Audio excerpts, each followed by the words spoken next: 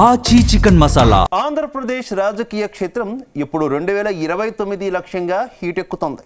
గతంలో ఓటమి పాఠాల నుంచి తేరుకున్న వైసీపీ అధినేత వైఎస్ జగన్ ఇప్పుడు తన అమ్ముల పొదలోని పాత అస్త్రాలకు పదును పెడుతున్నారా? గతంలో తనను సీఎం సీటులో కూర్చోబెట్టిన వ్యూహకర్తలను మళ్ళీ రంగంలోకి దింపుతున్నారా? ఐపాక్ స్థానంలో కొత్త టీం రాబోతుందా?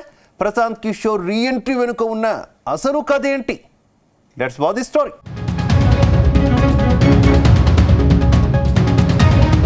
గత అసెంబ్లీ ఎన్నికల ఫలితాలు వైఎస్ఆర్ కాంగ్రెస్ పార్టీకి కోలుకోలేని దెబ్బతీశాయి. వైనాట్ 175 పేరుతో ఎన్నికల బరిలో నిలిచిన జగన్ కు జనాలు దిమ్మ తిరిగే షాక్ ఇచ్చారు. అయితే పడిలేచిన కెరటంలా మళ్లీ పుంజుకోవాలని జగన్ వ్యూహాలు రచిస్తున్నారు. ఇప్పటికే తన కేడర్తో వరుస సమావేశాలు నిర్వహిస్తున్న ఆయన వచ్చే ఏడాది ప్లీనరీ తర్వాత పాదయాత్ర 2.0 చేపడతానని ప్రకటించారు. జనాల్లోకి వెళ్లే ముందు పార్టీని మేధోపరంగా వ్యూహాత్మకంగా సిద్ధం చేయడానికి ఒక పక్కా టీం కావాలని జగన్ భావిస్తున్నారట. ఈ క్రమంలోనే పాత మిత్రుడు ప్రశాంత్ కిషోర్ పేరు మళ్లీ తెరపైకొచ్చింది.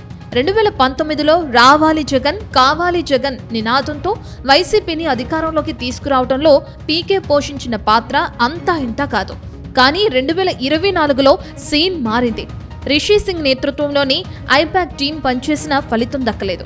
పైగా ప్రశాంత్ కిషోర్ నేరుగా కూటమి గెలుస్తుందని జోస్యం చెప్పడం వైసీపీ శ్రేణులకు మింగుడు పడలేదు. అయితే ఇప్పుడు అధికారం కోల్పోయిన స్థితిలో మళ్లీ ఆ మ్యాజిక్ చేయాలంటే పీకే అనుభవం అవసరమని పార్టీలోకి ఒక వర్గం గట్టిగా నమ్ముతుందని సమాచారం.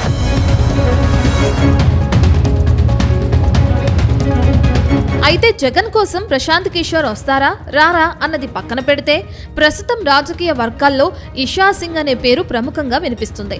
ఐపాక్ నుంచి బయటకొచ్చి స్వతంత్రంగా పనిచేస్తున్న ఈమె గతంలో వైసీపీకి సక్సెస్ఫుల్ క్యాంపెయిన్లు డిజైన్ చేసిన అనుభవం ఉన్న వ్యక్తి. ఐపాక్ పట్ల కేడర్లో ఉన్న అసంతృప్తిని దృష్టిలో ఉంచుకుని ఈసారి ఒక కొత్త కన్సల్టెన్సీని రంగంలోకి దించాలని జగన్ ఆలోచిస్తున్నట్లు సమాచారం. ఇషా సింగ్ ఇప్పటికే వైసీపీ కోసం ఒక రఫ్ డ్రాఫ్ట్ సిద్ధం చేశారని తెలుస్తుంది. అది జగన్ టేబుల్ మీద ఉందనేది తాజా టాక్. అయితే వ్యూహకర్తల నియామకంపై పార్టీ వర్గాల్లో భిన్నాభిప్రాయాలు వ్యక్తమవుతున్నాయట. ఎన్నికల కన్సల్టెంట్లు నేతలను కలవటం అనేది ఒక సాధారణ ప్రక్రియ అని, కలిసిన ప్రతి ఒక్కరిని నియమించుకుంటున్నట్లు కాదని కొందరు సీనియర్లు కొట్టిపారేస్తున్నారు. కేవలం హైప్ కోసమే ఇలాంటి లీకులు ఇస్తున్నారా లేక నిజంగానే తెర వెనుక ఒప్పందాలు జరుగుతున్నాయా అన్నది సస్పెన్స్.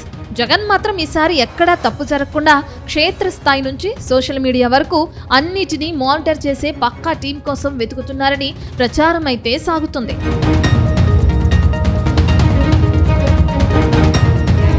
మొత్తం మీద వ్యూహకర్తలు ఎవరైనా చివరికి నాయకుడు జనాల్లోకి వెళ్లటమే ముఖ్యమని రాజకీయ పండితులు విశ్లేషిస్తున్నారు.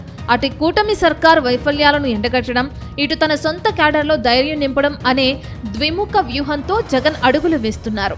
ఒకవైపు పీకే బ్రాండ్ ఇమేజ్, మరోవైపు ఇషా సింగ్ లాంటి వారి కొత్త ఐడియాలు. వీటితో జగన్ ఎవరికి ఓటు వేస్తారో చూడాలి. ఏదేమైనా 2029 నాటికి వైసీపీని మళ్లీ పవర్లోకి తీసుకురావటమే ఏకైక లక్ష్యంగా వ్యూహకర్తల వేట సాగుతుంది. మరి ఈ స్ట్రాటజీ వార్లో గెలిచేది ఎవరో, జగన్ ని మళ్లీ సీఎం పీఠంపై కూర్చోబెట్టేది ఎవరో కాలమే సమాధానం చెప్పాలి.